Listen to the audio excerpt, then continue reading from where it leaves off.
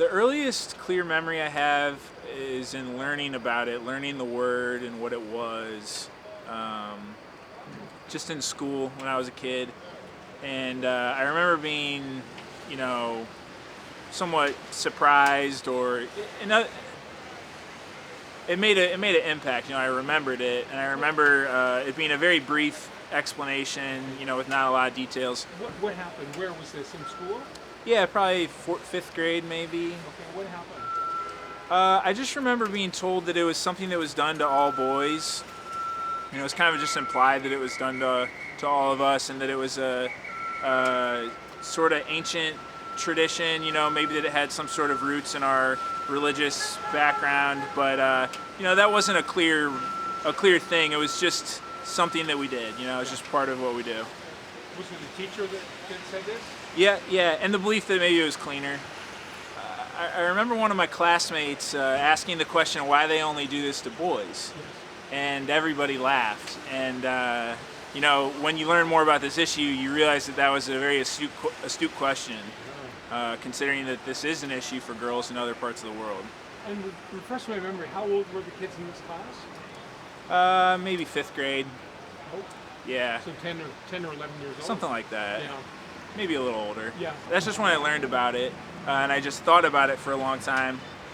And then I met friends in my college experience who were themselves intact, and you know, sort of spoke critically of the practice, and so that resonated with me. I just kind of instinctively agreed, I think. You know, I always felt uncomfortable about it. I mean, the biggest thing is I felt confused when I first learned about it as a kid. Yeah. I didn't understand how it was even possible that, you know, this could have occurred. You know, this sense of how, you know, thinking about myself, and, you know, I didn't have a good enough education. It didn't have a good enough explanation or education to understand really what it was. Right. I researched all kinds of things, and I eventually looked into this, and you know, found out a lot more than I knew I was going to find out. I particularly kind of had a moment with it when I found a global survey of all of the harm Yes. documented throughout the world, and I looked at all of these photos of the different maimed and botched men, Yes. and the realization that was a reality for certain men really reached me and impacted me. Yeah. And you know, I was just thinking about the wound that it is even if it's done correctly, Right. and then also keeping in mind people who are harmed more seriously. Yeah. Well, part of why I'm hesitant about wanting to share this is the sense of overwhelm that I get in trying to communicate with others about this. And I don't want anyone to feel bad about themselves. I don't want anyone to feel a sense of shame or guilt about the issue. I just want to try to help educate. But at a certain point, that doesn't always feel well received. And I feel like I've just said my piece in enough of the people that are important to me, in enough public ways. I don't know. It's overwhelming, obviously. Yeah, it's for the K too. How old are you? I'm 31 now. 31, yeah. If you were new to it at the time. Yeah. No, just you first asked me how I came about to be aware of this issue, or to have a perspective on it. And, Yeah.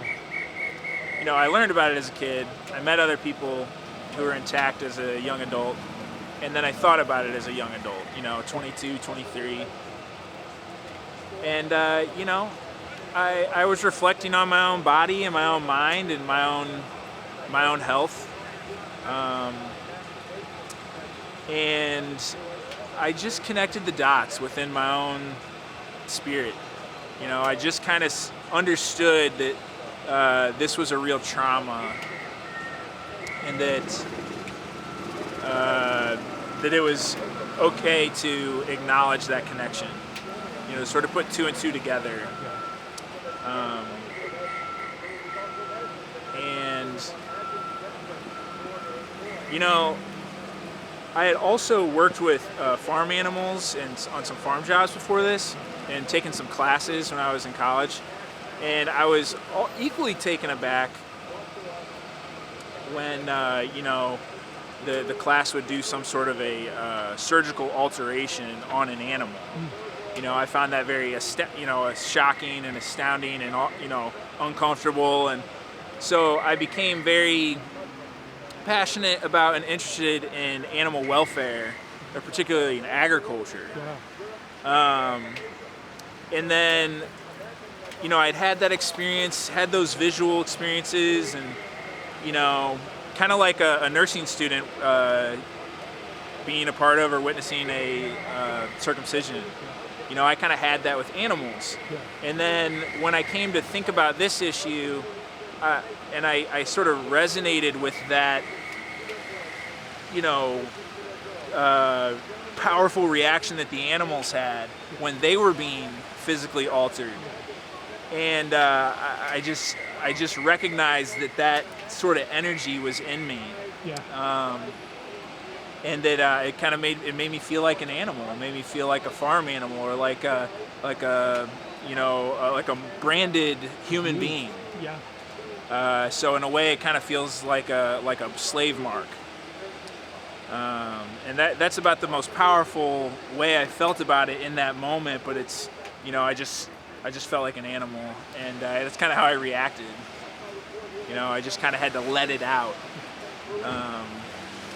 And so that's kind of the wild ways that we each come to think about this, if we were affected by it or we know someone who was affected by it. Yeah. You got a rap there I'd like to hear. Circumcision, superstition, medical fiction, contradiction, without indication, information, or my permission. You mentioned someone you know who was prematurely Close retracted. friend. Close friend. Will you tell me that story? Yeah. So I'll leave out his name, but he Yeah. has also given me permission to use him in my advocacy, Okay. which I appreciate.